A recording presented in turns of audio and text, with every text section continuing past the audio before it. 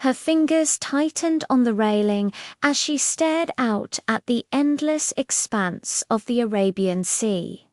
A cold wind whipped across the deck, carrying with it the salty temps of the ocean and the faint echo of distant sirens. Below, the water churned restlessly, mirroring the turmoil in her own heart. Beside her, a woman with eyes as sharp as shards and lips as red as danger whispered, "Are you sure about this?" Her voice, a husky contralto, cut through the chaos of the sea and the cries of the gulls. "I have no choice," she replied, her voice catching on the words. The setting sun cast long shadows on the deck, stretching and twisting them into grotesque shapes. It was a cruel beauty, much like the man who had brought her here. The Sheikh Son, Khalid bin Zayed, had offered her a world of luxury, of unimaginable pleasures, all in exchange for a single photograph, a picture that would shatter her life and perhaps destroy two worlds. The memory of their meeting still burned bright in her mind, a searing brand on her soul. It had been a chance encounter aboard his father's private jet.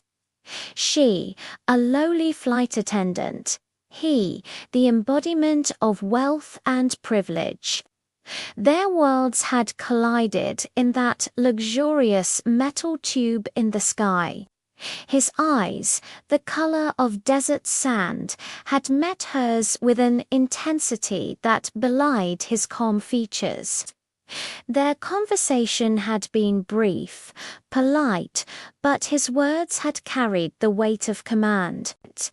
"Take a photograph with me and you will receive a substantial reward." It had seemed like a simple request, yet she had sensed the steel trap of his gaze. She had been foolish enough to refuse him, choosing her integrity over his money. But that decision had come at a cost. Her life had become a gilded cage, her every move watched, her every word monitored.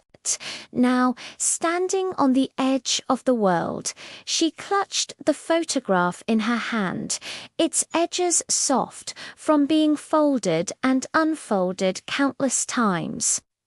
On it, she and Khalid stood close, not touching, yet sharing a charged silence. He was everything she had been taught to distrust, everything her upbringing had deemed off-limits. And yet, in that moment, she had almost succumbed to his charm, almost allowed herself to believe in his sincerity. The memory of his touch still lingered on her skin, a phantom sensation that both thrilled and terrified her. She had agreed to meet him here at the edge of the city, where the concrete jungle gave way to the wild embrace of the sea. The wind tore at her clothes, reminding her of the rawness of the world. The primal forces that dwarfed human ambitions and desires.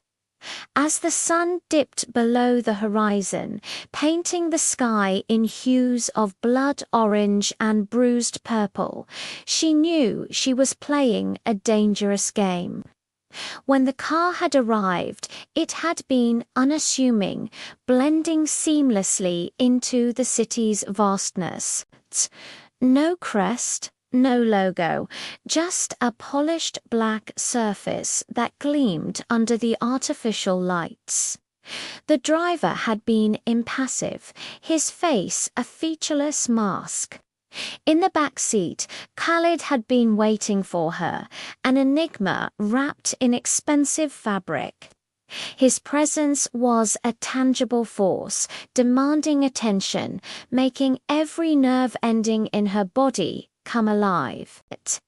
He had spoken little during the drive, but his silence had been deafening. It had pressed against her, suffocating her with its intensity. Finally, he had turned to her, his eyes boring into hers. "Why did you agree to this meeting?" His voice was a low rumble, devoid of the charm that had disarmed her on the plane.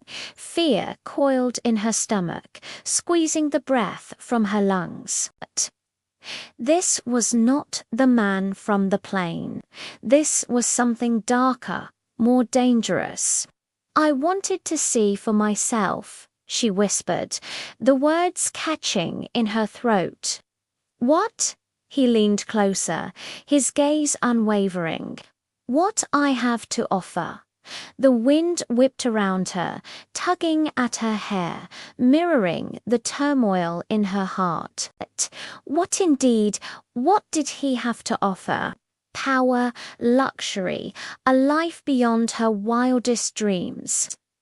Or was it something more sinister, something that lurked beneath the surface of his dark eyes?